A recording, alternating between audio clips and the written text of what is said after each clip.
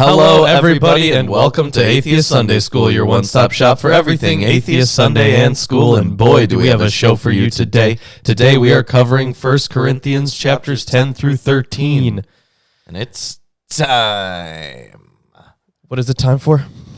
1 Corinthians 10 through 13. Okay, yeah, So, I guess that tracks. I have the King James Version of the Bible. I have the English Standard Version of the Bible. We also have the Jewish Annotated New Testament and the NIV Study Bible. We have Erdman's commentary on the Bible. We got from the Hermenia commentary series from Hans Conselman on 1 Corinthians. We also have the Greek New Testament and a textual guide to the Greek New Testament. As well as the text of the New Testament by Bruce Metzger, the Historical Jesus in Context by Amy Jill Levine, the New King James Version, second best version, the writings of Josephus, and the Oxford Companion to the Bible. Yeah, but we don't talk about the Oxford Companion to the Bible. We talk about it in every episode. No, we talk about it infrequently, and we probably shouldn't have. we don't talk about the Oxford Companion to the Bible. Oh, okay. Okay. Now that we have that cleared up. Wait, is that rule one of the Oxford Companion to the Bible? Is we never talk about it? Yep. Is that rule 2 of the Oxford Companion to the Bible? We never talk about it. I hate both of you. But yeah, we are talking about 1 Corinthians 10 through 13 today. Wonderful. Yeah. So for this one, I decided to, because usually we cover 3 chapters. Chapter 13 is pretty short, and then all the chapters afterwards are kind of long. So we're going to do those next week instead. Okay. Yeah. So the last 3 chapters, the longer ones, I'll get me next week. All right, so these will be some nice shorties. It's gonna be shorties. Yeah, it's your birthday, so It was ours. yeah, it was Yeah, once upon a time, it was also my birthday. Okay, yours is much long longer ago. Yeah. In a galaxy far, far away. Yeah, not here. No, I'm pretty sure it was in this galaxy. Oh, are you sure? Yes, How sure? almost 100%. I need an exact number. The 99.9 repetent with an 8 at the end. That's 100%. Yeah, with an 8 at the end, which is why I said that. Well, that's arbitrary. That's how confident I am. You'd say repetent with an 8 at the end. You can. That's- That is a thing that you can actually do. Love doing that. It's That is an still proper it exists mathematical for notation. the sole purpose of you not rounding up. Yep. It also really spites people who said blah, blah, blah, repetent, and then you said blah, blah, blah, repetent, and it ends in 7. Aha. Yes, it's higher than yours. That's not how that works, but okay. Yeah, sure. Anyways, should I hop into chapter 10? Yeah, go ahead. Is there something you want to say about it? Not about the specific chapter, no. Want to offer a prayer? No, we already had a prayer of Thanksgiving. Yeah, we did. We did have a prayer of Check Thanksgiving out Friday for that. on the Not now, Friday but later. Apocryphal podcast. Yeah, it was perfect for the holy day. The holy day of Thanksgiving. Yep, the holy day. Prage. Okay. Chapter 10. Moreover, brethren, I would not that ye should be ignorant how that all our fathers were under the cloud and all passed through the sea, and were all baptized unto Moses in the cloud and in the sea. Yeah. So, immediately here. So the cloud, which is referring back to Exodus 13:21. I don't know if you want to pull up Exodus, but we are going to be citing them quite a bit. So we have reference to, of course, the sea in chapter 14, the manna from heaven. Hasn't happened yet. Yeah, there's a bunch of stuff references. that's going to be referenced from the Exodus narrative. So the style of Paul's typological exposition shows that the biblical material is assumed to be known. And of course, he makes it even more important by adding the article there. So the cloud, right? And yeah, I think that would be all for that. But when it comes to baptism, they were all baptized into Moses in the cloud and in the sea. So It's used to depict submission to Moses as their deliverer and leader, just as Christian baptism depicts the believer's submission to Christ as Savior and Lord. But I think that the comparison is quite bad, as no Jews hail Moses as a messianic figure. yeah, and they don't. They weren't exactly, baptized in him, right? So having that kind of phraseology is just really weird. But the expression "into Moses" may have merely formed merely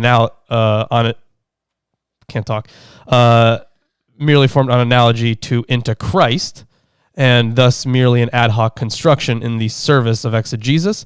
But this alternative is hardly one of which Paul was conscious in this form.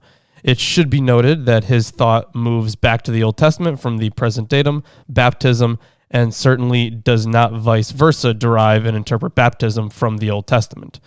Paul does not seek a point-for-point correspondence.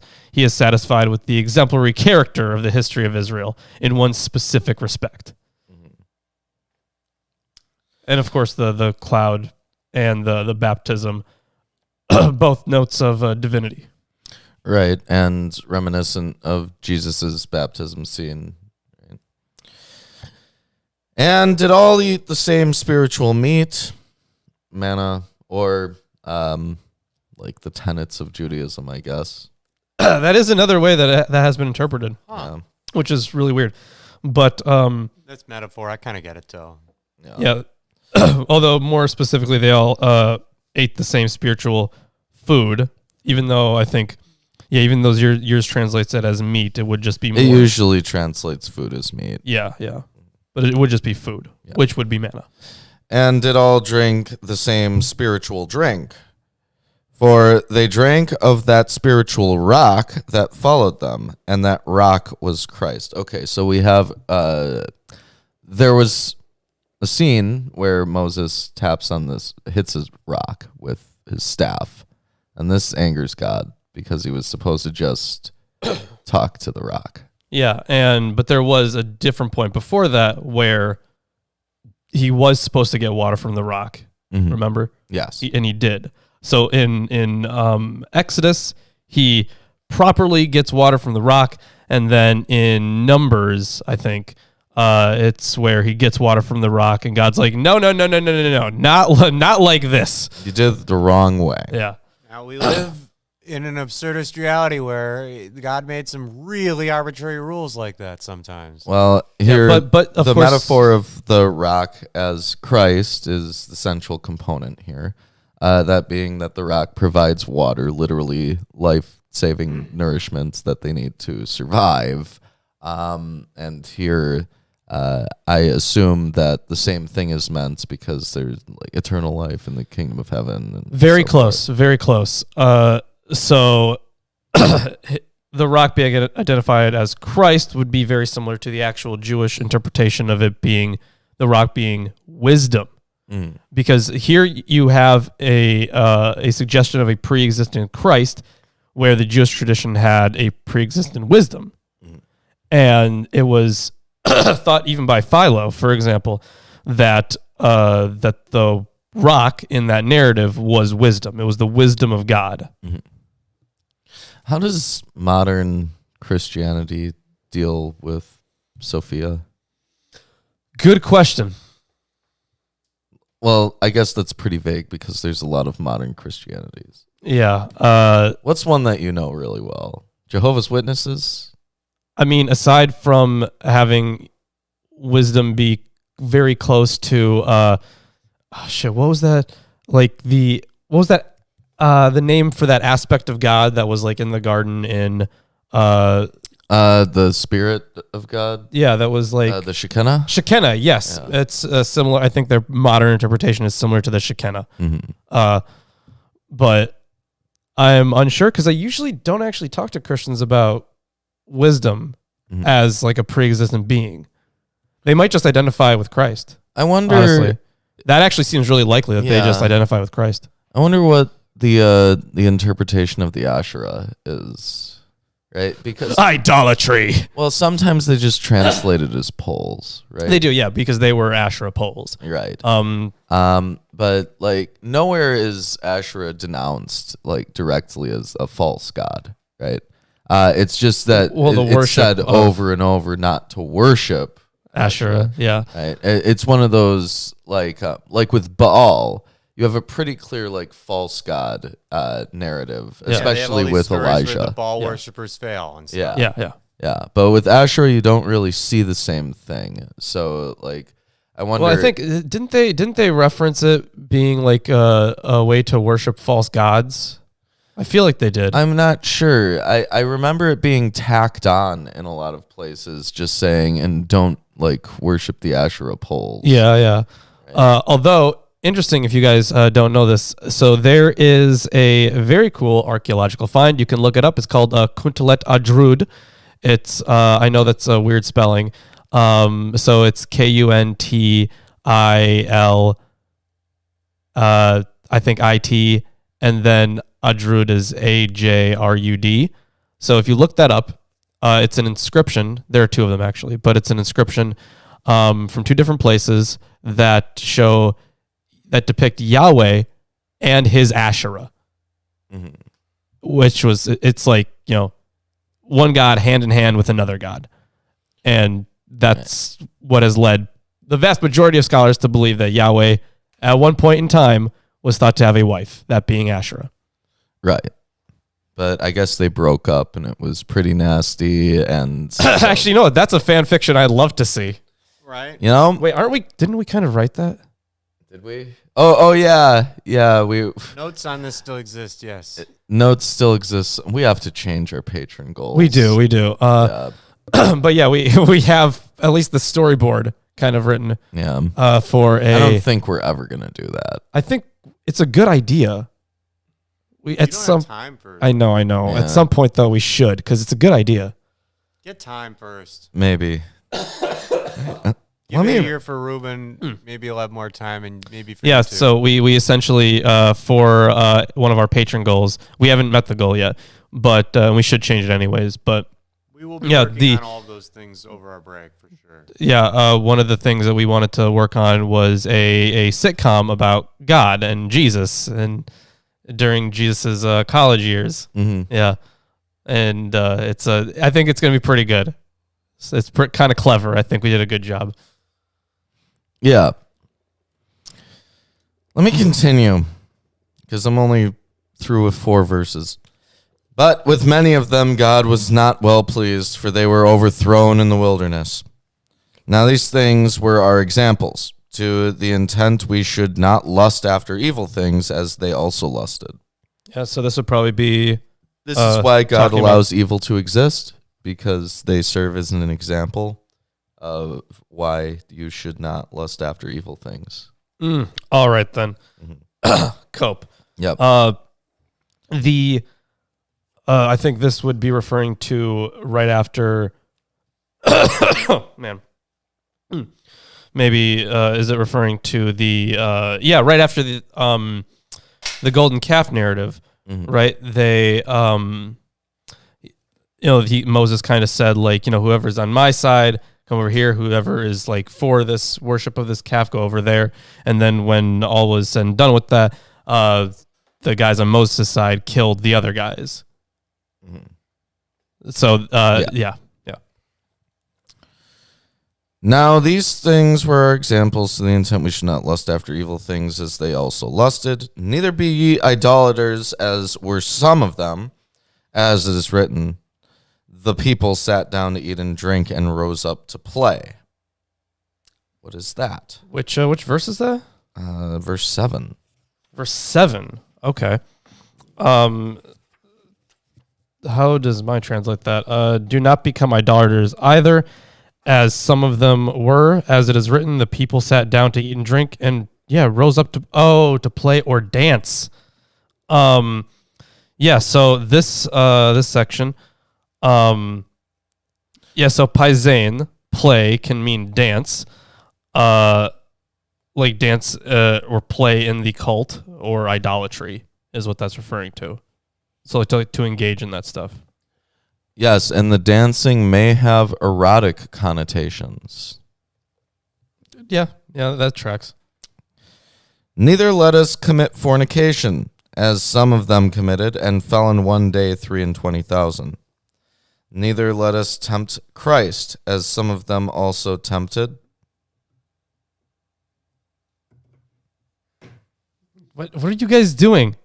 This is ridiculous. You guys don't see it. You'll see it As afterwards. some of them also tempted, and were destroyers of serpents. Neither murmur ye, as some of them also murdered, and were destroyed of the destroyer. Now all these things happened unto them for examples, and they are written for our admonition, upon whom the ends of the world are come. Wherefore, let him that thinketh he standeth take heed lest he fall. There hath no temptation taken you, but such as is common to man. But God is faithful, who will not suffer you to be tempted above that ye are able, but will with the temptation also make a way to escape, that ye may be able to bear it.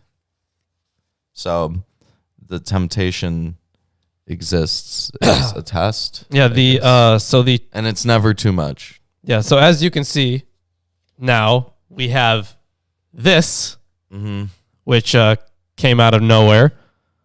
It's exactly what happened. It actually manifested, which is impressive. Magic. Yep. From Baal. Magic. And anyways, temptation brings to light how unrealistic the knowledge of the strong people is. For indeed, they adopt a position as if nothing could happen. They put in unhistoric world picture in the place of existence. When temptation comes, then in Corinth there are no longer strong people and weak people, but people in need of comfort. So the remainder of chapters 10 through 14 instructs believers on appropriate communal behavior. All right. So this is how to act in church? In community.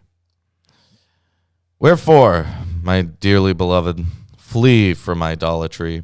I wonder what the Catholics think of this. I speak as to wise men. Judge ye what I say. The cup of blessings which we bless, is it not the communion of the blood of Christ? The bread which we break, is it not the communion of the body of Christ? So here the Eucharist, very clearly. For we being many are one bread and one body, for we are all partakers of that one bread. Behold! Behold! Behold! Israel after the flesh. Are not they which eat of the sacrifices partakers of the altar? What say I then? That the idol is anything? Or that which is offered in sacrifice to idols is anything? But I say that the things which the Gentiles sacrifice, they sacrifice to devils and not to God. It's important and I would not that ye should have fellowship with devils. Yeah, it's important to note here. It's daimones. It's demons. I mean, I'll get to Pagan that. deities in general are a neutral term for spirits or divine powers that was later reserved for malevolent ones. Jewish folk belief in such power lasted beyond the Middle Ages, and I guess still exists today in some forms. Oh yeah, absolutely. And it's very, it would be pretty much what the Greeks believed about demons, right? That it was not like necessarily like an evil force like we have in modern culture. What Right. about that whistling thing from your household? What's that again? Yeah, The domovoi. Yeah, so there's this thing that my Russian family is very superstitious about, and if you whistle in the house, you're gonna lose all your money. And the way, if somebody does whistle in your house, God forbid, you, in order to stop yourself from losing all that money, you need to open the door, to let the whistle out. Superstitions, man. Superstitions. the origin funny one. of Oh, that. and you know, okay, you know this. I took a class on Slavic folklore. Oh, did you? Yes. Okay. And so traditionally they would have these multi-generational households. And because the stove, basically, the fireplace, would be the warmest place in the household, usually grandparents would sleep on top of it. It was basically like a long board that was over where you would light a fire. So this was like the stove.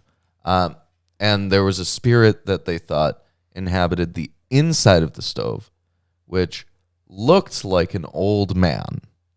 So similar to the grandparents who live on top of the stove.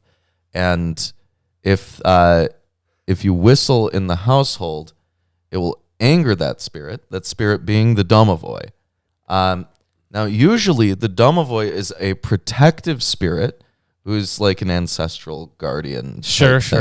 Who protects the household from all sorts of other evil folklore creatures, like long-haired women who seduce men, bring them into the woods. Of course. And then eat them, like that kind of stuff. But if you whistle in the household, it angers the domovoi, and the domovoi will not protect you from them. So Gotcha. Okay. you open yourself up to all sorts of consequences. That way you gotta let the whistle out then. Okay. Yeah, you gotta let the whistle out. You gotta make sure that that ringing in the domovoi's ears doesn't keep going. And that is one of many Russian superstitions I had to grow up with. Yes. No whistling indoors. No, you're gonna lose all that money. All the money in this house. Yep, you're gonna go broke. Doors are always open. Yeah, doors are always open. Yeah.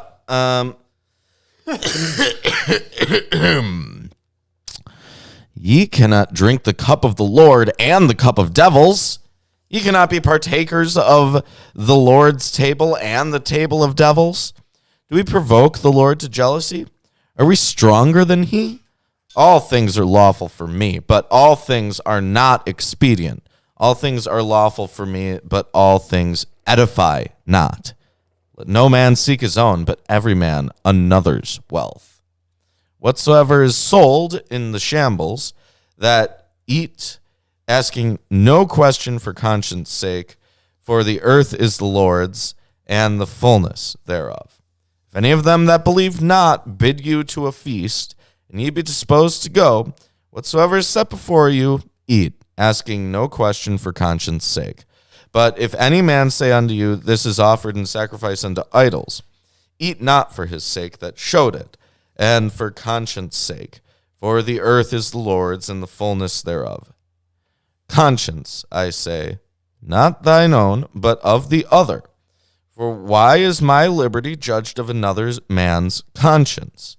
For if I by grace be a partaker, why am I evil spoken of for that for which I give thanks? Whether therefore ye eat or drink, or whatsoever ye do, do all to the glory of God.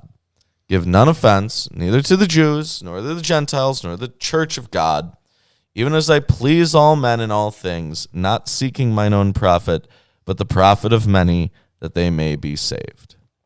So So I wonder how the Westboro Baptist Church interprets this give none offense, neither to the Jews, nor to the Gentiles, nor to the church of God. Right, but of course that would be it looks That's everyone, right? Yeah.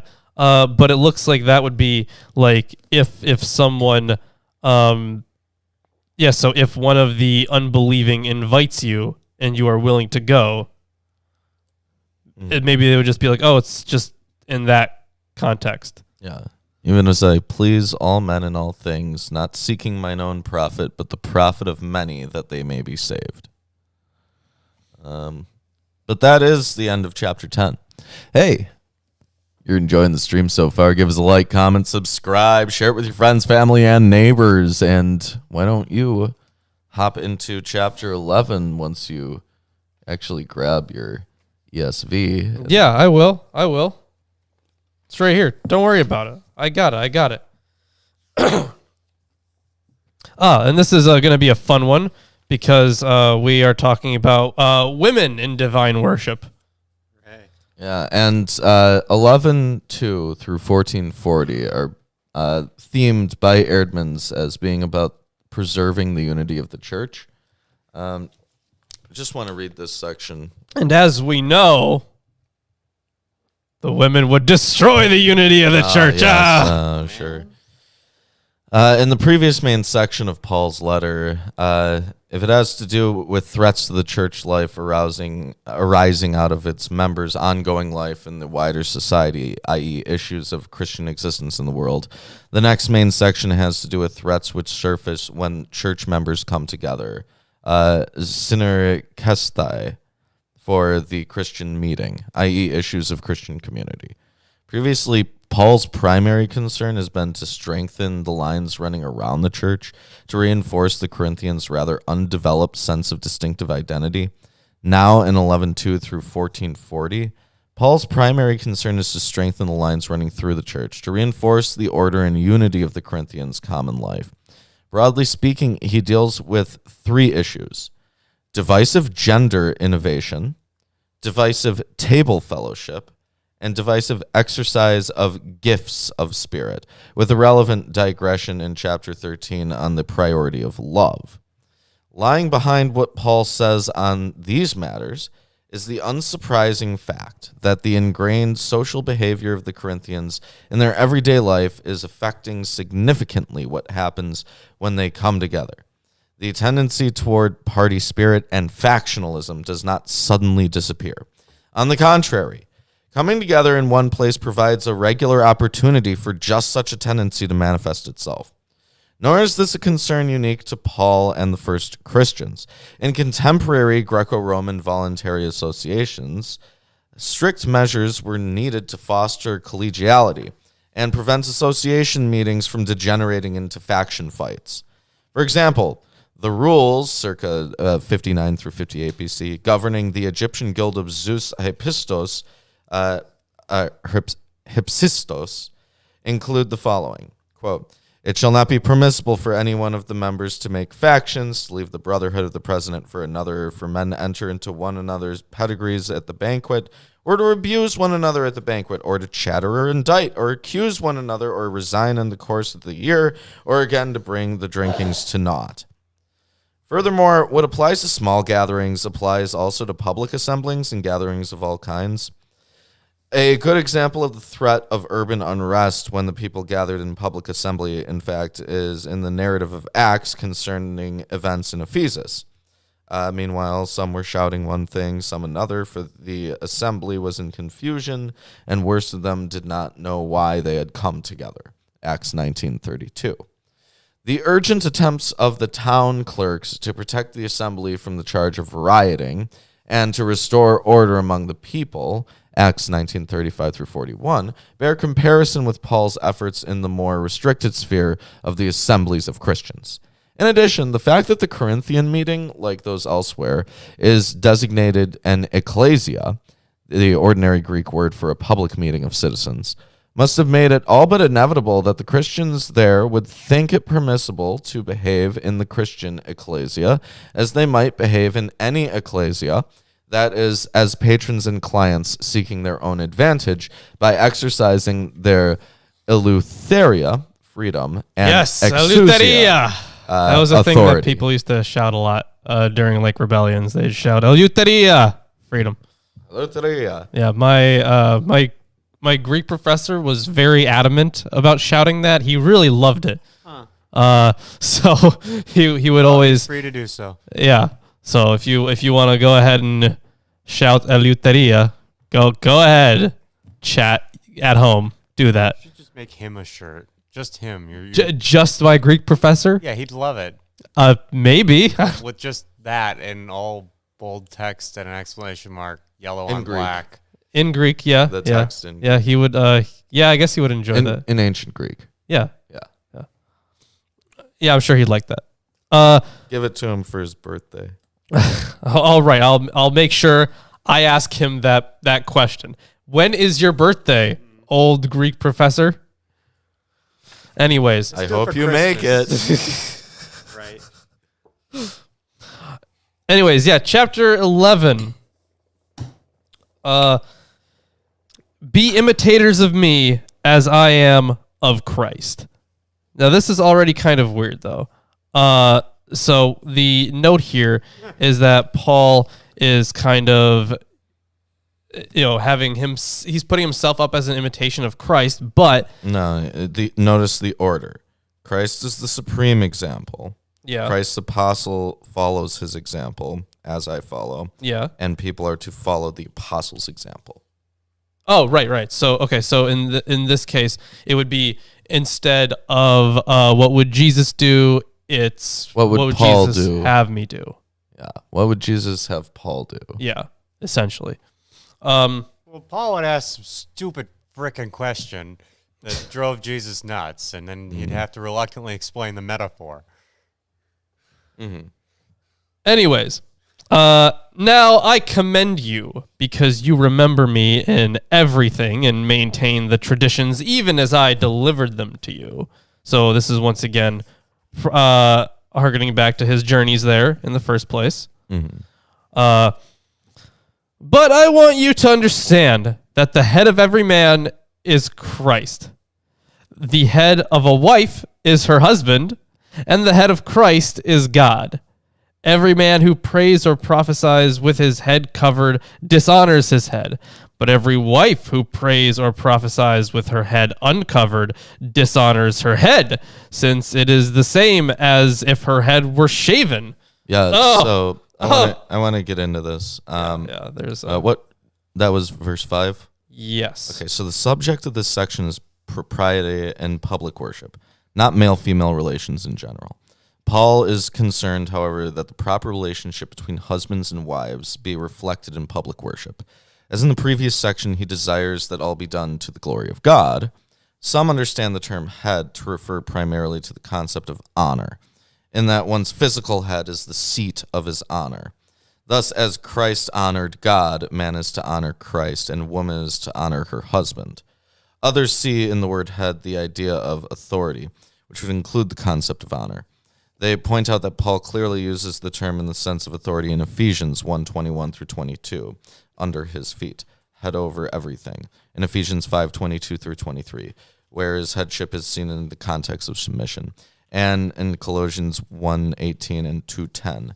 Thus, as Christ is an authority over man and is therefore to be honored by man, so the husband is in a position of authority, is therefore to be honored by his wife. The first use of head in verse 4 refers to a man's physical head. The second refers to his spiritual head, Christ. Or perhaps it's intended in a double sense. In the culture of Paul's day, men uncovered their heads in worship to signify respect for and submission to deity. When a man prayed or prophesied with his head covered, he failed to show the proper attitude toward Christ. But the Jewish annotated New Testament has a different interpretation of it on head covering. The evidence of veiling in the biblical period is uncertain. Roman women covered their hair in public, except during mourning, weddings, and certain festivals, as a sign of modesty and to indicate their respectable status as protection against solicitation. Such veiling was also normative for Jewish married women. The veil is, and they reference Theodotion and a bunch of rabbinic sources for that. The veil is prominent in pagan and Jewish marriages, where the groom's veiling of the bride signifies her change of status, and his private unveiling of her symbolized consummation. Uncovering or shaving a woman's head were forms of shaming, punishment, or mourning in biblical and later culture. Paul recommends customs consonant with both Jewish and Roman social norms. What is appropriate for women is inappropriate for men, and vice versa. Roman and Jewish priests traditionally covered their heads when in the divine presence. However, non-priests did not cover their heads when viewing, or in the case of Romans, performing sacrifices. Paul mandated this non-priestly practice for all males, perhaps to preserve a sense of unity or to avoid pagan ritual associations. Rabbinic tradition describes male head covering, Hebrew sudara, as a crown of glory, and as signifying the fear of heaven. Widespread wearing of head coverings by Jewish men is a post-Talmudic custom. Some Jewish women began wearing wigs instead of head coverings, but this only began occurring in the 16th century. And on that, yeah. So it seems like this could be, as there are many ways to interpret this.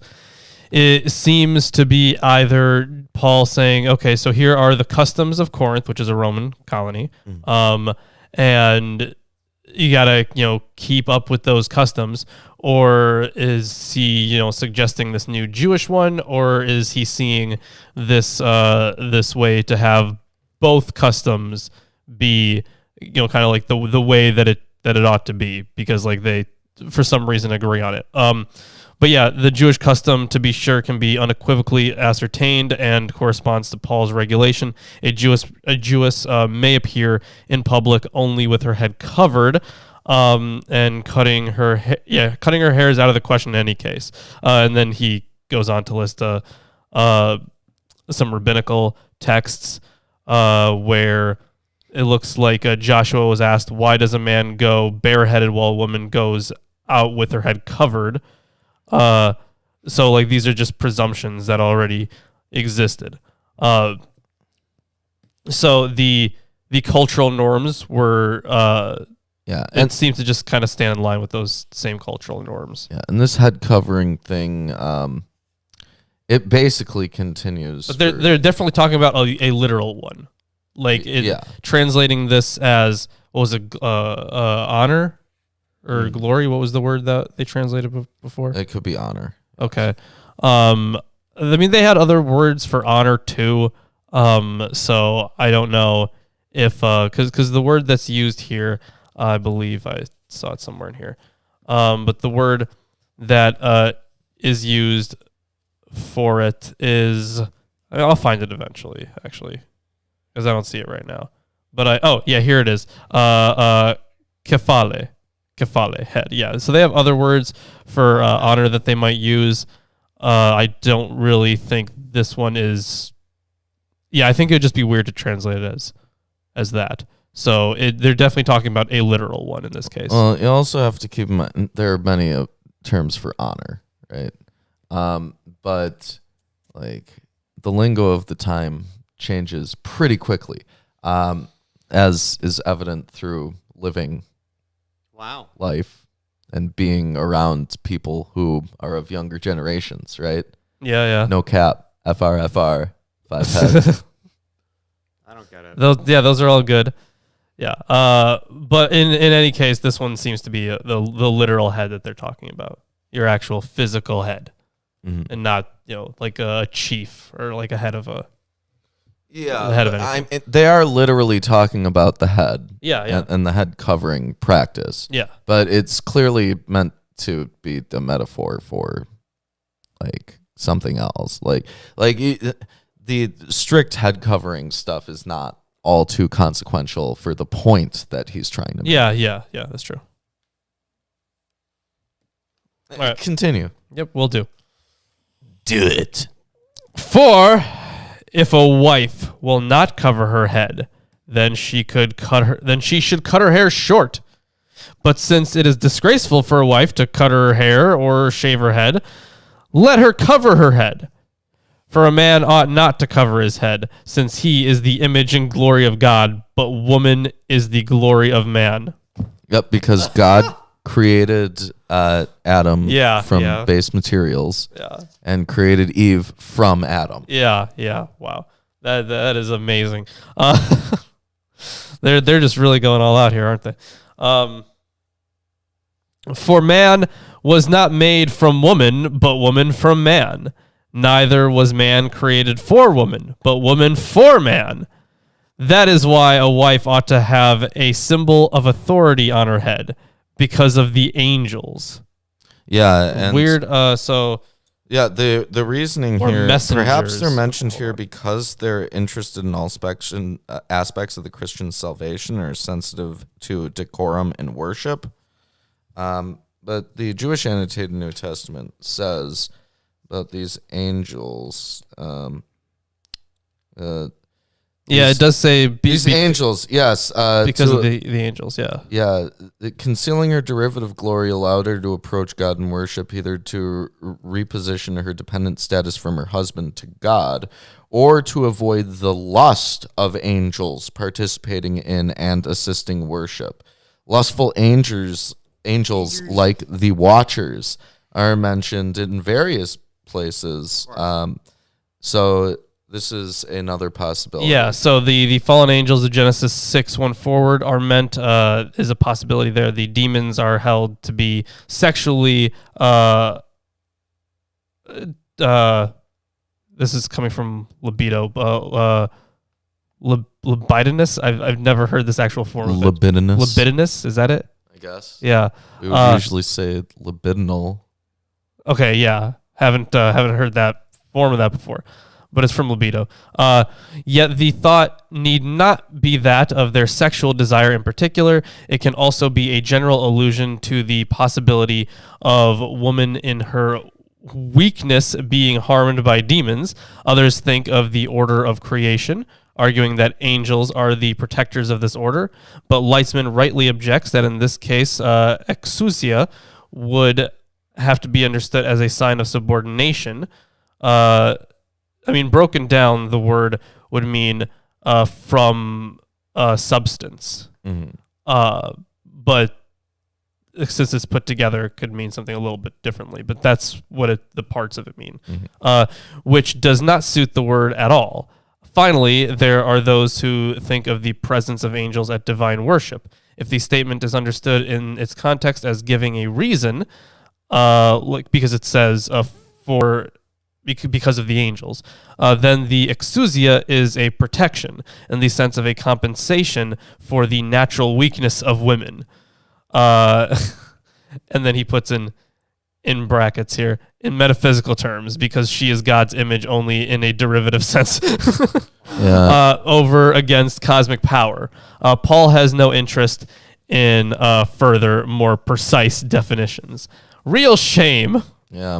I also want to point out that earlier there's a reference to woman prophecy. Oh, actually, hold on. It means authority. Exousia would mean authority. So that is, the meaning of the word in this context is much debated. Instead of exousian, several church fathers and ancient versions read the word kaluma, a veil, which is clearly a substitution made in order to clarify the meaning, but it is doubtful that this is in fact Paul's intended meaning. Engleworth and Hatton correctly state that there is no doubt that Paul wrote authority. They also correctly note that this is one of the most difficult verses in the New Testament. Translators should consult the major standard commentaries. Yeah. So because of... We're not the only people that are confused by this, right? Well, because even church fathers other copyists, they were like, this is kind of not making too much sense. He probably means a veil. So they instead of having authority there, they put in their word for veil. I mean, it's already cryptic if it's whatever meaning it has. Right. But a few things to note here. First, earlier it's mentioned that women prophecy. Yes. The Talmud counts 7 female prophets: Sarah, Miriam, Deborah, Hannah, Abigail, Huldah, and Esther. Why Esther is a prophet when God is not mentioned in the book is beyond me. Though Nehemiah 6:14 mentions a false female prophet, Noadiah. And for the shaving of the head thing that has come up multiple times, I wanted to note that in Germany and Cyprus, adulteresses had their hair shaved. All right. Yeah, I guess that would track. Yeah, as a thing. And yeah, what Wim said, yeah, God, the perfect communicator strikes again. Mm-hmm. Yeah. All right, I'm gonna continue on here with chapter 11. Mm-hmm. Nevertheless, in the Lord, woman is not independent of man, nor man of woman. For as women, it says woman singular. It's just it sounds kind of weird in English, but That's what they're going with. For as woman was made from man, so man is now born of woman, and all things are made from God. Yeah, that is true. That every single person popped out of a woman. Yeah, that is accurate. If they identified as a woman. Sure, I guess. Anyways, Male pregnancy. judge for yourselves. Is it proper for a wife to pray to God with her head uncovered? Does not nature itself teach you that if a man wears long hair, it is a disgrace for him? What? Oh no. What? What? No, actually, the story of Samson and the Nazarite vow tells me that if a man wears long hair, it's like extremely righteous. Yeah. They're like super strong too. That's where his strength comes from. Yeah. How dare they do Samson like that? Yeah. Where? Evil. This is verse 14. So natural sexual characteristics, creation's established order to distinguish male and female hairstyles corresponds to Rome's custom, specifically. All right. So this does not reflect Jewish practice. All right. That would track. Yeah, anyways, I'm going to finish that verse. Yeah, so it is a disgrace for him, but if a woman has long hair, it is her glory, for her hair is given to her for a covering. If anyone is inclined to be contentious, we have no such practice, nor do the churches of God. So are they saying that they don't require that? If anyone wants to be contentious about this, we have no other practice, nor do the churches of God.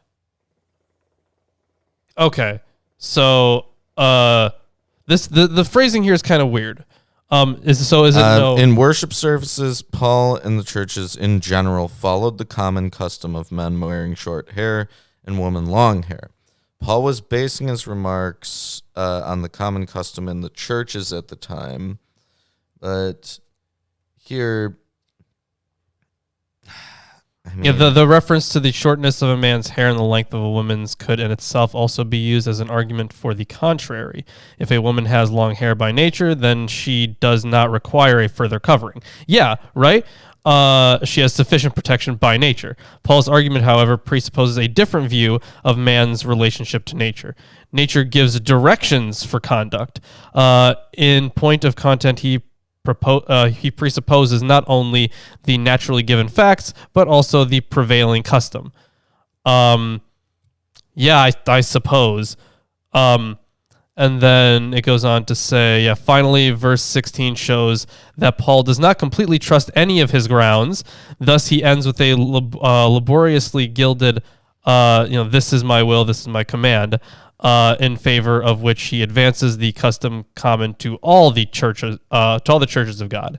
He is essentially right to the extent that he was not himself the inventor of this custom. The question remains open whether it was he who introduced it into Corinth. In view of verse 16, it can hardly be so. He is not struggling on behalf of a new custom, but for the upholding of the old one. The church is a unity, and in this case, so also is the custom. This is, on the one hand, an indication of how a unified Christian way of life develops even in outward things. On the other hand, it is not sufficient to speak of a merely outward unity or of legalism.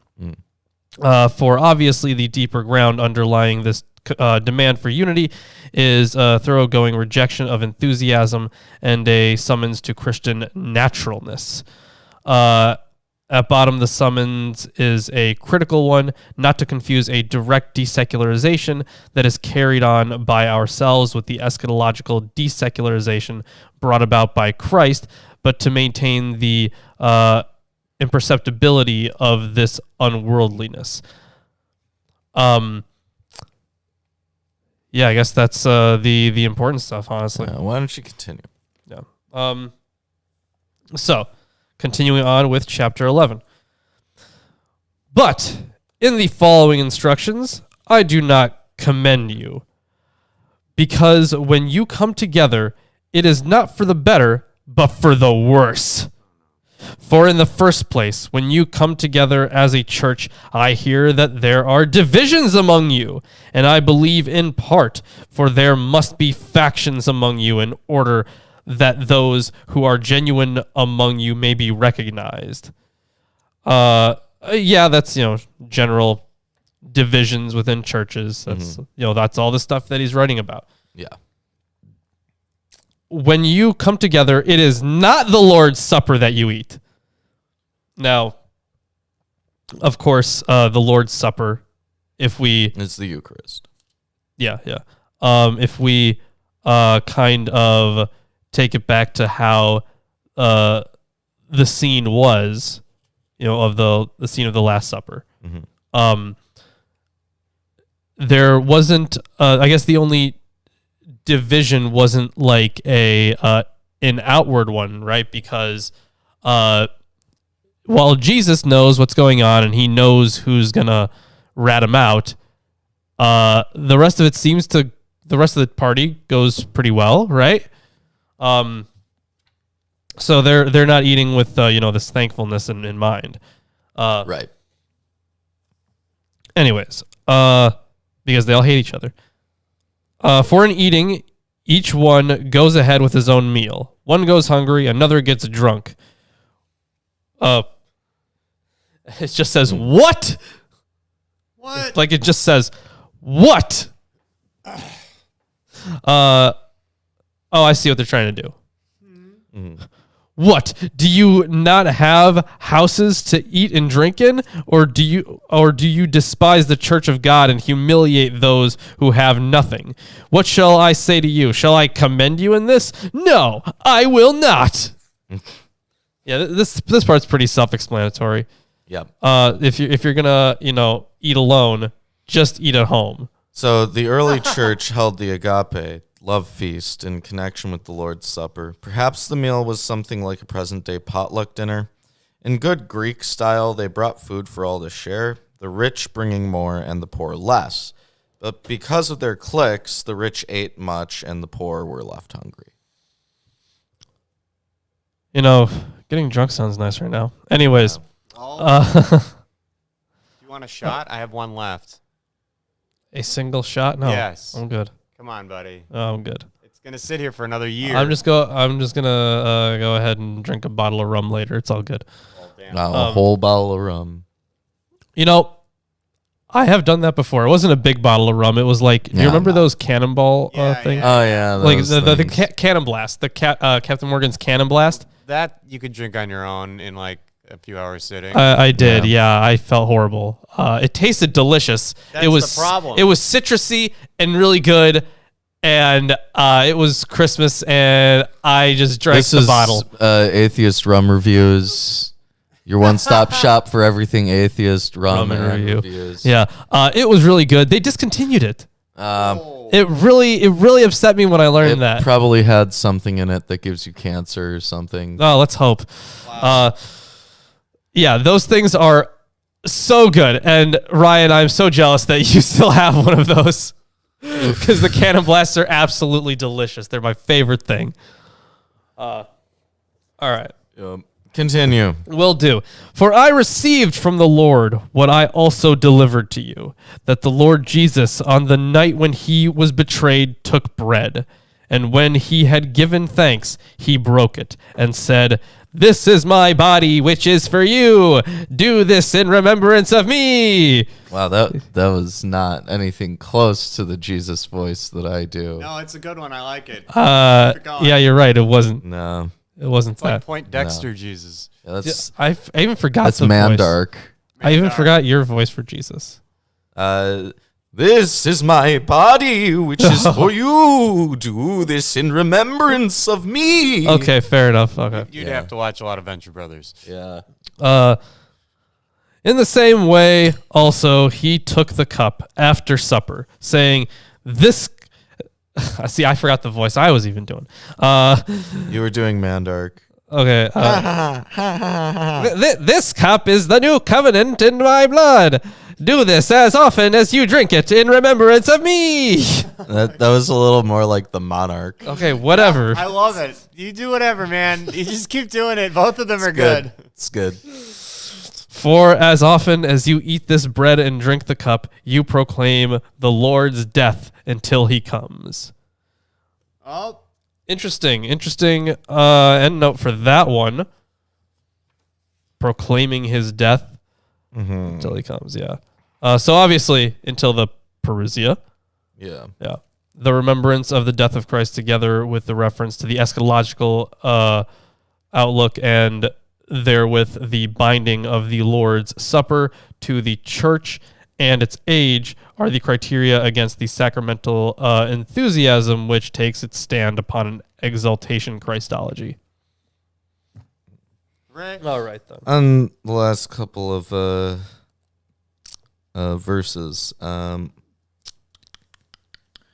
first he gives thanks, a blessing before the meal. In Jewish practice, blessings before the meal is complemented by blessing after the meal. So then Jesus says the thing. Paul uses the phrase of the new covenant to contrast the letter of the law versus the spirit of the law. Covenants were sometimes sealed with blood sacrifices. Rabbinic literature links the redemptive aspect of the blood of circumcision to that of the blood of the Paschal lamb based on a reinterpretation of Ezekiel 16:6. In your blood live, recited during circumcision ceremonies, as well as Passover seders. So those are two things that you want to be associated with each other, circumcision and dinner. Yeah, fucking right. All right. So continuing on with now we are at verse 27 here.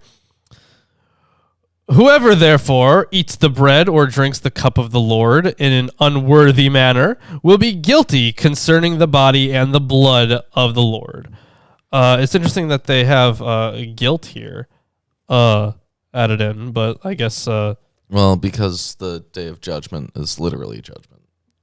yeah. Let a person examine himself then, and so in the legal sense. Gotcha. And so eat of the bread and drink of the cup. For anyone who eats and drinks without discerning the body eats and drinks judgment on himself. Gotcha. Okay, so it's so if you do it without fully grasping it, then it would be like you're doing it in vain, essentially. Yes, and the word body here may refer to either the Lord's physical body or to the church as the body of Christ. The first view means that the person partakes of the Lord's Supper without recognizing that it symbolizes Christ's crucified body. But in that case, why is the blood not mentioned? The second view means that the participant is not aware of the nature of the church as the body of Christ, resulting in the self-centered actions of verses 20 through 21. All right, continuing on here. And now I'm at verse 30, right? Yeah. This is why many of you are weak and ill, and some have died. But if we judged ourselves truly, we would not be judged. But when we are judged by the Lord, we are disciplined so that we may not be condemned along with the world.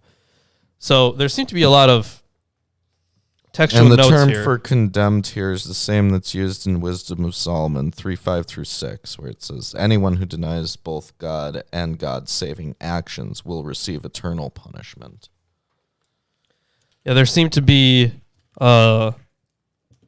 Okay, I guess not in this section at all. I guess there are some translation issues. I guess they do give some other potential variants, but it doesn't look like those are actually wholly that important. So like when it says that, like, you know, those who have died have fallen asleep in the Greek apparently. Yeah. Which is, I mean, I guess it would just be a euphemism.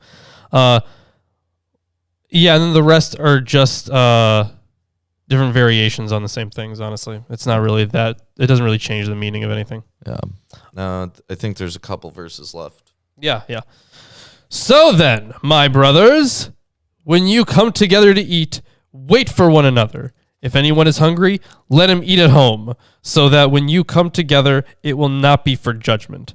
About the other things, I will give directions when I come. Okay, so he's promising to go to Corinth. Yeah, and, yeah. Like deliver further instruction about it. Yes.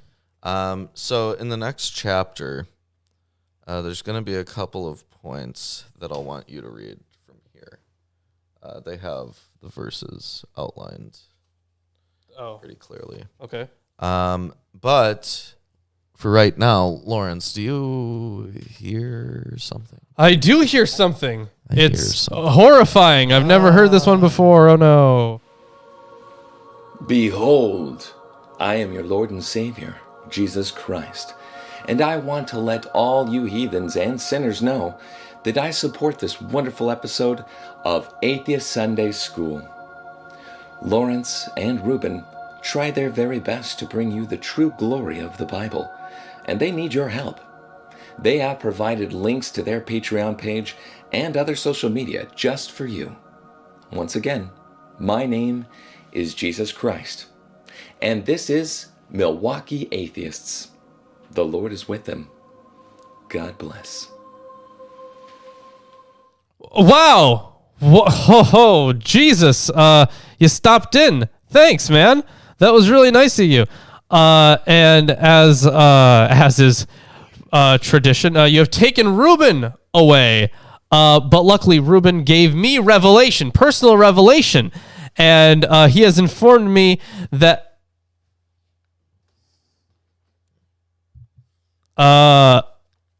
you gave me that revelation. What did it look like?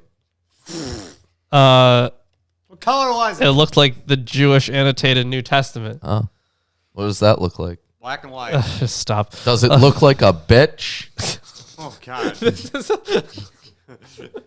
That's a good reference that I did not see. I didn't see that one coming. Thank you, Ellis, Ellis. with the $9.99, huge. Appreciate it, man. And you know what? I think you're gonna have a thing just pop up on stream here, like a little dono thing, and depending on how much you give, you can get your own one, a unique one. A unique one. Yeah, well, I mean, it depends on how much. Maybe it's going to be the exact same one, but that's up to them. Wow. Anyways, Incredible. So, chapter 12. yes. So you did give me revelation. Yes. So I am going to read from this revelation that you've given me. Reveal this. All right. So in 12:3, we're gonna have the phrase "Let Jesus be cursed." Jesus is accursed. So Justin Martyr claimed that Jews cursed Christ, although no ancient Jewish sources attest this practice. And Jay Dalla gifting a membership. Ooh, thank you so much. Oh, wow. Oh, and Lady Moonweb got the membership. Huge. Oh, yeah. That's is great. huge. Congratulations. And thank Enjoy you, Justin. that membership. Yeah, let's go. And you get access to those emotes, which aren't great right now, but we're getting new ones once the artist feels better, and they're gonna be great. I mean, you at least get Oh Hands. You get Oh Hands. Hands is really good. And Islam. Yeah, and Islam. Yeah. But Oh Hands is really good. Real one. Yeah. Jay Dollar Sign, funny you mentioned that, because so on Twitch you can actually gift to specific people, which would be very funny, but I don't think you can do that on YouTube in any way. But that is, but anyways, yeah, thank you. Look, if you just keep buying and gifting memberships to people in the audience, then eventually Christ brings the sword, we'll get it. Yep. And then hopefully they use all Spin of your our own wheel. emails. Yeah. Make a new one. Anyways, so even though no ancient Jewish sources attest this practice, Origen attributed this curse to Jews who blasphemed Jesus to avoid anti-Christian persecution. Medieval Jewish apostates may have proven their return to the fold by publicly repudiating their former beliefs with such a curse. Agabard of Lyons on the insolence of the Jews to Louis the Pious is one of those places where that shows up.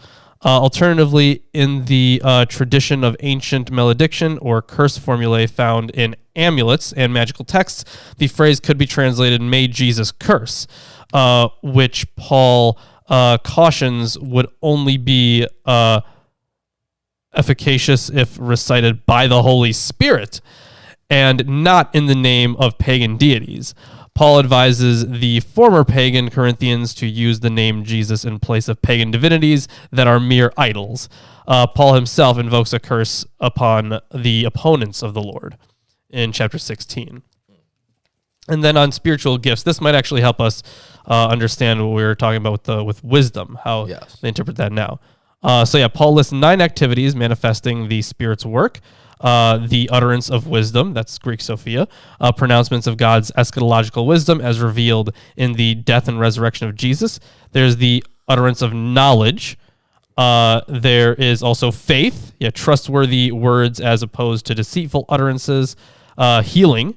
Jewish traditions mention the healing powers of the patriarchs, Moses, Solomon, and various prophets and rabbis. That does track. A whole lot of healers. Miracles, of course, those would denote the Spirit. A whole lot of people had miracles, especially Jesus. Prophecy, discernment of spirits, tongues, that's another one. Yeah. But if you remember, there was that section where where everyone was speaking tongues, but everyone understood. Yeah. Yeah. Which was interesting. Yeah, tongues isn't like it's where people can just hear the language that you're speaking as if it's their language. Yeah, speaking in foreign languages, including the unintelligible language. Magic spell in Dungeons and Dragons. What? Yeah, that's I guess. What tongues does. Tongues is its own thing that can just be understood. Okay, well, yeah, it's like that. They got that from this stuff.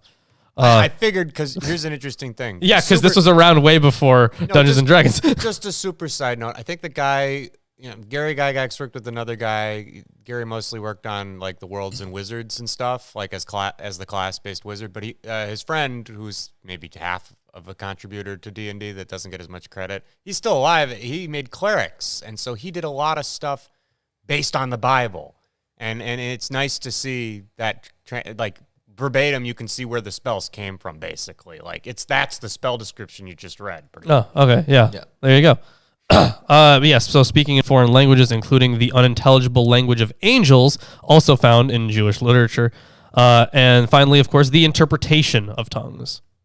And we know that the unintelligible language of angels was later completely translated by John Dee and Edward Kelly. Of course they did it. Wow. Yes. Very impressive work by those guys. Yes, great wizards. Great wizards.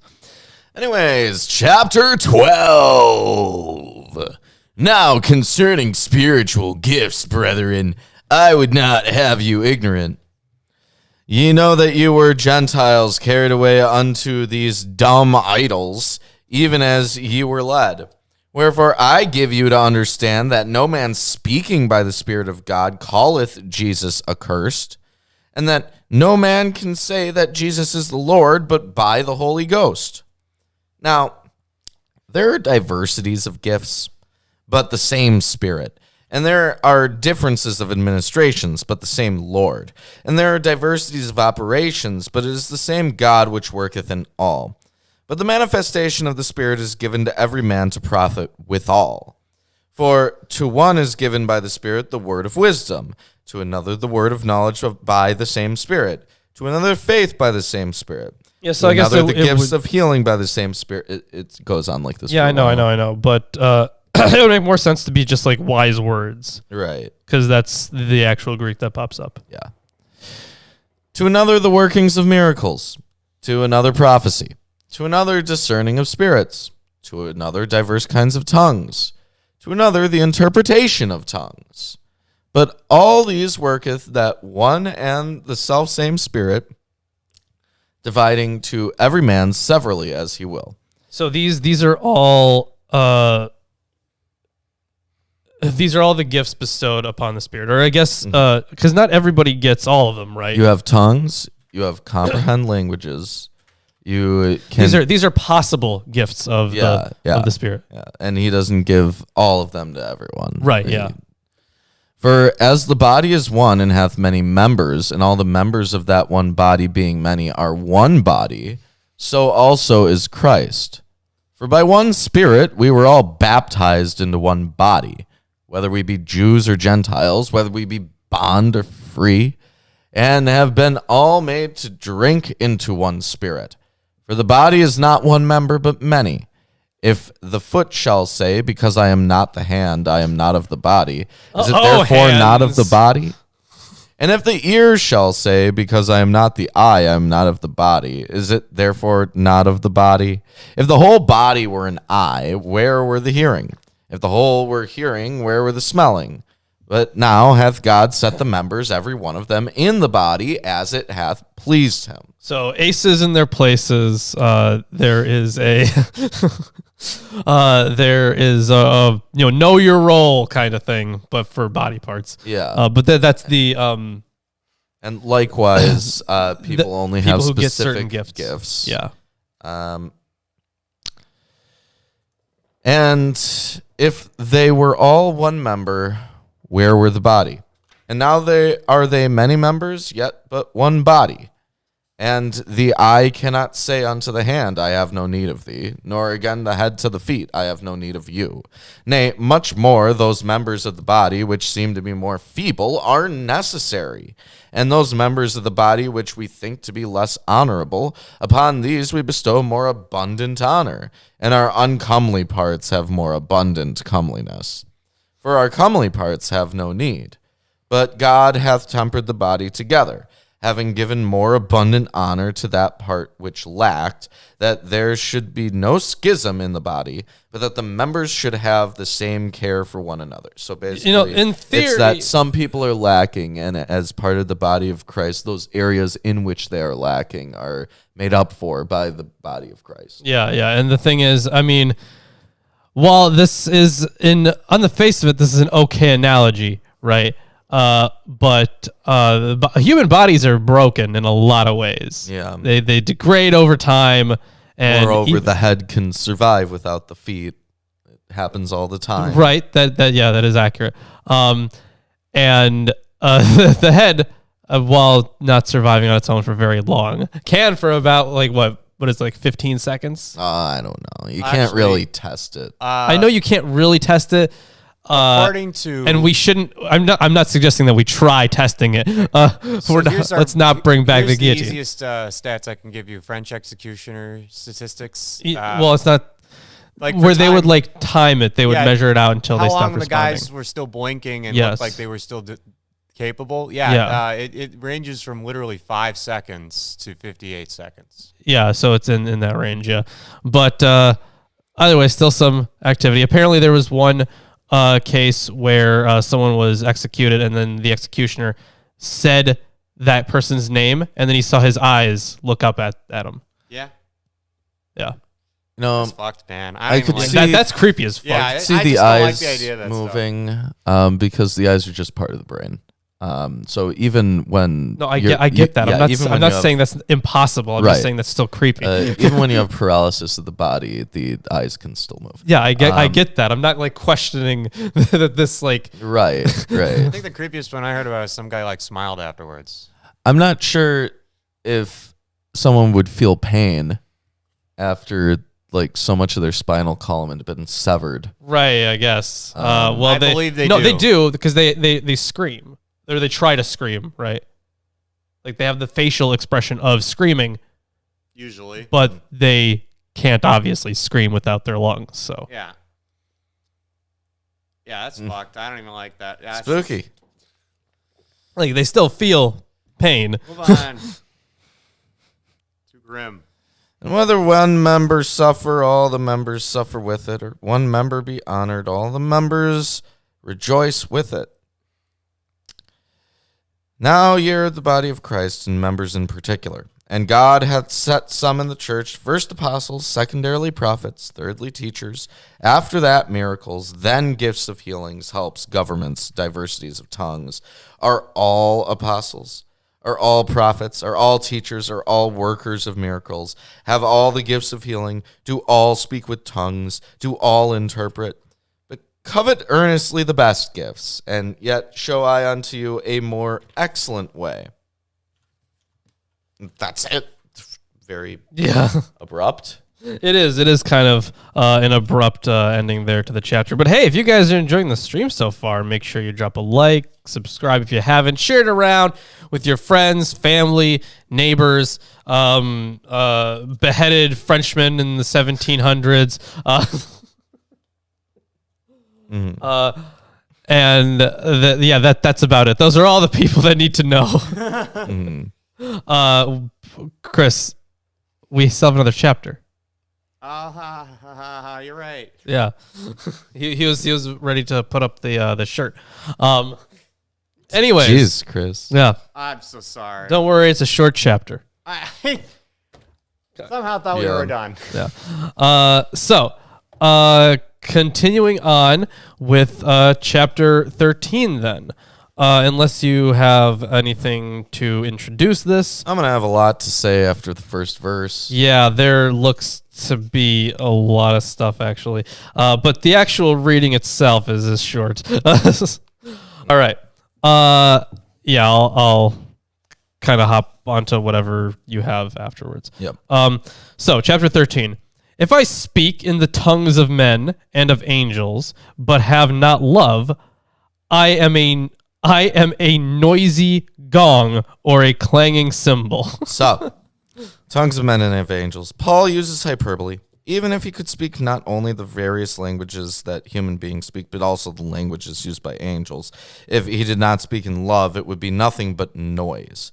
The Greek word for love here indicates a selfless concern for the welfare of others that is not called forth by any quality of lovableness in the person loved, but is the product of a will to love in obedience to God's command. It is like Christ's love manifested on the cross. Paul's great evocation of love, I've switched over now to the Jewish annotated New Testament, his great evocation of love first recalls his discounting of rhetorical abilities and wisdom before turning to spiritual gifts, which he warns will amount to nothing if not used for the community's best interest and to nurture love. Love here is agape. Love of God and neighbor, the more excellent way introduced in the last verse of the previous chapter, which Jesus summarizes as the greatest commandment in Matthew 22:36-40, Mark 12:31. See also Luke 10:25-28. It's associated with righteous worship in the Septuagint version of Psalms at various points. Also with the tongues of angels, this is used in the Testament of Job and in 1st Enoch. And the clanging cymbals are used in both pagan and Jewish worship. See, for example, Psalm 150, verse 5 in the Septuagint, Josephus' Antiquities of the Jews, and various other sources that talk about the presence of these gongs and cymbals. Now, on Jewish views of love of God and neighbor have been central to Judaism since the Bible, as affirmed by Jesus and Rabbi Akiba, who considered love of neighbor to be a great rule in the Torah. The Bible extends love to include the stranger, which commentators like Moses Luzzatto, 18th century, construed as referencing to all human beings. The majority of rabbinic texts about love concern love between God and Israel. The modern Eastern European Jewish ethical movement known as Musar considers selfless love the most important attribute to cultivate. According to Eliyahu Eliezer Dessler in the 20th century in Discourse on Loving Kindness. Hebrew has only one word, ahava, for all types of love, unlike Greek, which distinguishes agape, spiritual and romantic love, from philia, fondness, epithumia, longing or desire, that's interesting because storge, affection, and eros, sensual love, sexual attraction or lust. Yeah, there are in terms of so you have a lot of words for love in Greek, and like philia can also be used for friend, or just friendly, and then of course you mentioned what was the one? Epithumos, right? Epithumos. Epithumia. Okay, yeah, cool. Yeah, basically, it's just a different variation. Yeah. One's just a masculine, one's a feminine. So epithumia would so it comes from epi, so it'd be upon, and then thumos. Now the thumos is an interesting one because the word itself. We for some reason we spent like half a class talking about this specific word. So it initially meant anger, but it also meant heart. So it's like those raw kind of emotions. So you can think of, if you break down the word, you can see how they would get a kind of love from that. Now, also, I mean, we've neurologically been able to identify different kinds of love. It does not follow the Greek model exactly. Right, yeah, I'm sure. Right. But the terms here are not mutually exclusive. And only the first three are found in the New Testament. That being, agape is the Greek translation of the Hebrew ahava in Septuagint Leviticus 19:18 and Deuteronomy 6:5, but also in the Song of Songs for romantic love in Septuagint Songs 1:4 and 3:5. Similarly, philia expresses favor in Septuagint version of 2 Chronicles 19:2 and fondness in Septuagint Proverbs 8:17 and 17:17. And Ecclesiastes 3:8, as well as human appetites for food and sleep in Genesis 27:4 and Isaiah 56:10. Epithumia can refer to desire of a romantic or non-romantic nature. It appears throughout the Old Testament. Well, eros is used rarely for passion, whether sexual or not. Yeah, I've never actually read it as that. It I know that in they would Esther give once and Proverbs twice. Oh, interesting. Okay. Yeah. Many Jewish scholars assert that love as a feeling is not adequate, and it's demonstrated properly through action, e.g. Abraham Isaac Kook in Midot HaRaya, the moral principles in chapter 2 on love. The view may already be found in Deuteronomy 6:5 through 9, where verse 5 mandates loving God, and 6 through 9 illustrate various actions that express such love. And also, there are a bunch of parallels in this chapter too. Oh, yeah. Parallels to a lot of Greek parallels, I should say. Yeah, so it's the surprising wealth of Greek and Jewish parallels points in the first instance to the assumption of Greek motifs by Hellenistic Judaism and their transformation in the style of the Jewish wisdom tradition. The most important Greek parallels are provided by Tyrtaeus, Plato, Maximus of Tyre, and the most important Jewish parallel being 3rd Ezra. Yeah, and I guess, I mean, there's a whole section where they have, very nicely, they've kindly put both the Greek and the English in the excursus on it. So, I mean, if we decide that we want to read through those, we can, but the parallels are all listed, and they're cited. Yeah. Cool. Well, why don't you continue on? This I is a will. Short chapter. And if I have prophetic powers and understand all the mysteries and all knowledge, and if I have all faith so as to remove mountains, but have not love, I am nothing. Again, Paul is using hyperbole to express the amount of understanding possessed. Yeah. Even if one's gift is unlimited knowledge, if one does not possess and exercise that knowledge in love, he is nothing. If I give away all I have, and if I deliver up my body to be burned, but have not love, I gain nothing. Yeah, of course, you're right. In that case, yeah, if you do that, you gain nothing. That is true if you give up your body to be burned. Mm-hmm. Okay, so they just say, some manuscripts say deliver. This is a reference to suffering martyrdom through burning at the stake, as many early Christians experienced. Even the supreme sacrifice, if not motivated by love, accomplishes nothing. Ooh, here's something kind of cool. So, there's a note here that say that some manuscripts say to deliver my body to death that I may boast, instead of giving up to be burned. And on this section, this is in, it's verse 3. What they actually say here in the textual guide to the Greek New Testament, they're not super confident in it. They give it a C confidence rating, but they actually prefer. Wait. Christ brings a sword, says rocks don't turn into sand. That doesn't happen. Sand is sand. Also, there are thousands of types of sand, and it depends on where you are in the world, and they're all minerally and geologically different. So sand is not just sand. But erosion.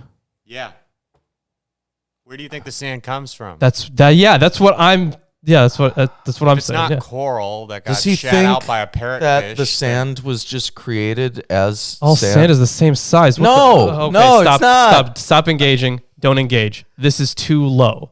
Wow. Okay, we're not gonna go that low. All right, my man, the fruit is touching the ground. Stop. It's not just low hanging. We need to stop. This is bad for us in our mental health. Okay, this is not good for us. All right. All right. I'm going to read this comment. It is difficult to decide whether Paul believes it was created as sand. Of course, yeah. It is difficult to decide whether Paul wrote in order that I may boast or that in order I should be burned, because they are incredibly similar, and here's why. So, Chris, what did I say? Oh, yeah.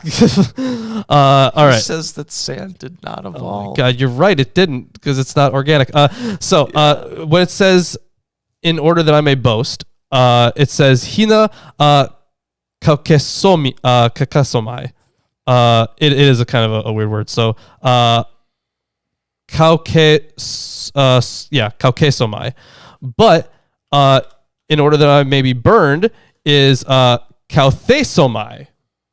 So very, very close in the Greek. There are several reasons to think that that kaukesomai, followed by the NRSV and the NAB, is original. The external evidence for this reading is both early and weighty. Furthermore, it seems likely that copyists would have changed that I may boast because they were not sure of Paul's meaning in connecting the idea of glorying or boasting to the preceding clause about the giving up of one's body. They may have sought to improve the sense by substituting the similar sounding word, meaning that I should be burned.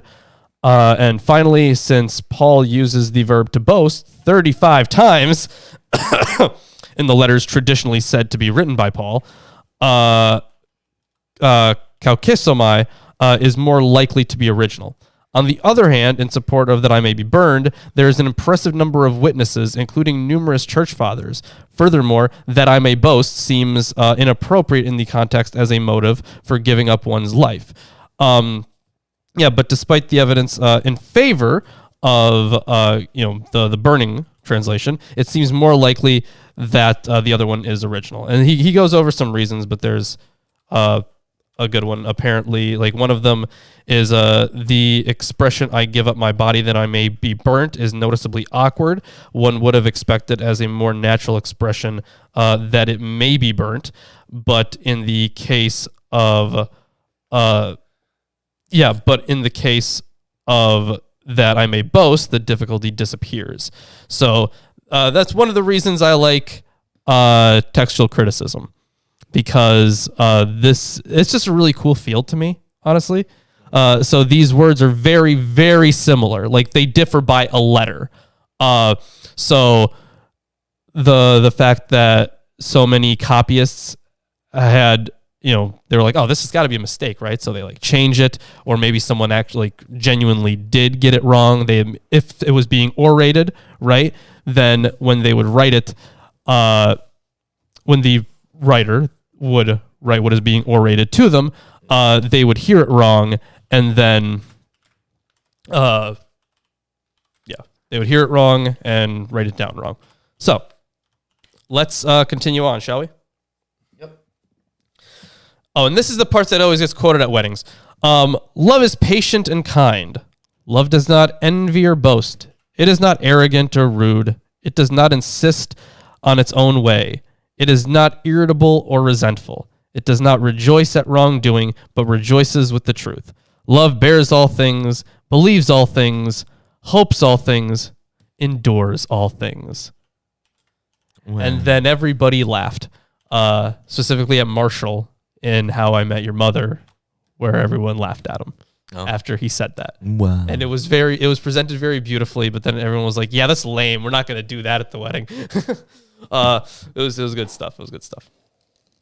But that one seems fairly self-explanatory, honestly. You know, I never watched How I Met Your Mother. Really? It's good. I hear the ending is super satisfying and totally worth watching the whole show to see. It's not. And it totally doesn't come just out of left field at the last minute. But the sad part is, if you like actually think about it, it does make sense that would be the ending. There would be no purpose in telling the story the way it was told unless that was the ending. But yeah, the fact that it was so abrupt, yeah, I guess. They needed more time. Yeah, they did. And what, didn't like multiple characters die and then come back? Different points in the story. Are you thinking of Supernatural? No, I'm thinking of How I Met Your Mother. It didn't Nobody died. die and come back. Oh no. There was just that one very upsetting death that pissed off the whole fan base Oh. at the end. Yeah. Well, Right? that was necessary. Like there was like another death in the series, like Marshall's dad, but he doesn't come back. I'm still waiting for the Frasier reboot. It's happening.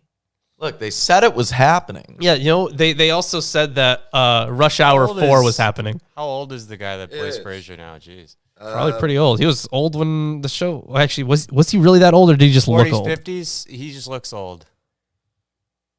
Yeah, how old was Kelsey Grammer during I know Frasier? the dog and the guy that had the dog, they his died. dad died, Yeah. yeah. He was born in 1955. He's currently 67. Oh, okay. Yeah, so even Okay, I guess we'll go see Rush Hour 4. yeah, so he was like middle aged and when Frasier came on, yeah, He can do it. because he was Wait. also on Cheers. Right? Wait. Oh no. What? It's going to be on Paramount Plus. Oh, that's Okay. annoying. Second, I have that, guys. they're not bringing Niles back. What? Why? He's like half the show. Literally. Yeah. It's called Frasier, but he's It's actually also Frasier a and Niles. Frasier. Yeah. It's also Crane. The actor basically decided he wasn't interested in repeating the performance of Niles. Oh, fair enough. Niles is kind of a bitch. Well, I mean, that was the character. I know, but the guy playing him's like, I don't really want to be a bitch anymore. He played it very convincingly. Yeah. Yeah. Anyways, I'm going to continue on here with verse 8. Mm-hmm. Love never ends. As for prophecies, they will pass away. As for tongues, they will cease. As for knowledge, it will pass away. For we know in part and we prophesy in part. But when the perfect comes, the partial will pass. The Greek for the word perfect can be end, fulfillment, completeness, whole. maturity, perfection. That would make more sense here. Yeah, in We're this using partial context, in the this one. contrast is between the partial and the complete. Some refer to this verse as a reference to the return of Christ, others to the death of the Christian, others to the maturity or establishment of the church. Still I think- others to the completion of the canon of the New Testament. Verse 12, however, seems to indicate that Paul is here speaking of Christ's second coming. Yeah, he's almost definitely talking about the Perusia. No doubt that he's not. Anyways, continuing on. Yes. But when the perfect comes, the partial will pass away. When I was a child, I spoke like a child. I thought like a child. I reasoned like a child. When I became a man, I gave up childish ways. For now we see in a mirror dimly, but then face to face. Now I know in part. Then I shall know fully, even as I have been fully known. So the reflection in the mirror, the imagery is of a polished metal, probably bronze mirror, in which one could receive only an imperfect reflection, in contrast to seeing the Lord directly and clearly in heaven. So in Greek literature, the mirror symbolizes clarity, self-knowledge, and this too in different variations. For the Stoa, the world is the mirror of the deity, while the Platonic version is to be found in Plutarch. Inanimate things are an enigma of God, whereas animate things are a clear mirror of them. And also it talks about the indirectness of vision. It is unlikely that Paul is thinking of, this is a word I've never heard of before. Maybe you can Google this for me. It is unlikely that Paul is thinking of catoptromancy. I've never ever heard that word before. So it starts cat, so CAT, and then optromancy, so catoptromancy. Never heard that word in my I life. gotta write that down. That's Catoptromancy, also known as captromancy or anoptromancy, is divination using a mirror. Oh, that's with the actual demon word for it. summoning video. Yeah, the demon summoning. I didn't know that was the word for it. That's a cool word and a neat term to have. I guess, just yeah. throw around as obscure words. Yeah, I think you're that's welcome, the word for guys. Today. Now, How do you say it again? Pausanias, yeah. Pausanias, an ancient Greek traveler, described it as follows. Before the temple of Ceres at Patras, there was a fountain separated from the temple by a wall. And there was an oracle, very truthful, not for all events, but for the sick only. The sick person let down a mirror, suspended by a thread till its base touched the surface of the water, having first prayed to the goddess and offered incense. Then, looking into the mirror, he saw the presage of death or recovery. According to the face, appeared fresh and healthy or of a ghastly aspect. Okay, that is really interesting. I'm glad that we, even though Paul isn't talking about that, I'm glad that I read that portion out and learned the name of that practice. Yes. Yeah, can you say it again and spell it? Catoptromancy. Okay. And I'm going to spell it in my head. And then I'm going to continue the reading. Yeah, there's like one verse left. Yeah. So now faith, hope, and love abide, these three. But the greatest of these is love. Now, prior to the coming of the kingdom in all its fullness, faith, hope, and love abide, or remain. Hayes explains this triad of virtues in appropriate theocentric vein. Faith is the trust that we direct toward the God of Israel, who has kept faith with his covenant promises by putting forward Jesus for our sake and raising him to a new life. Hope focuses on fervent desire to see a broken world restored by God to its rightful wholeness, as in Romans 8:18-39. And love is the foretaste of our ultimate union with God, graciously given to us now and shared with our brothers and sisters. But Paul does not stop there. A final statement sums up the argument as a whole. The greatest of these is love. Only when they recognize the will of the Corinthians really share in the life of the... only when they recognize this will the Corinthians really share in the life of the age to come. Only when they practice this will their individual and corporate lives reflect the unity and maturity of the children of God. That is the end of chapter 13. And that is the end of the reading for the day. Hopefully you guys enjoyed yourselves, maybe learned a little bit about catoptromancy. And sand. And sand. I don't like sand. It's rough, it's coarse, and it gets everywhere. Yes, it does. Yeah. Anyways, thanks everyone for joining us. We have a few things that maybe you'd be interested in checking out aside from, liking and subscribing, but we also have a Patreon, and on the Patreon, if you're a patron of $10 or more, you can be entered into a monthly t-shirt giveaway. Or you can just click this pinned t-shirt right here. Yeah, look at that. Look at that. A classic Behold t-shirt. That one's in blue.